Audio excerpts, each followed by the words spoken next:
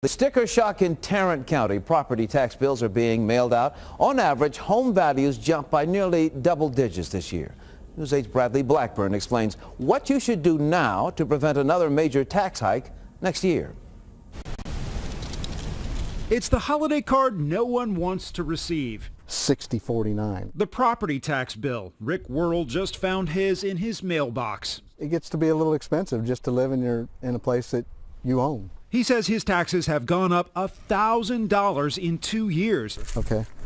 His home appraisal up nearly $40,000. You know, I've always said if you think it's worth all that, it's for sale. For many, it's a rude awakening. They're in black and white. The increase is real. And they're not happy. Chandler Crouch is a real estate agent. It's still quite a shock to see the effects of what that's done to their actual bill. Who helped many people protest their tax appraisals earlier this year, including Wordle. The market values of the houses are actually rising. It's not just you. 91% of residential properties saw an increase in the appraised value this year, according to the Tarrant Appraisal District. The major factor is the strong real estate market.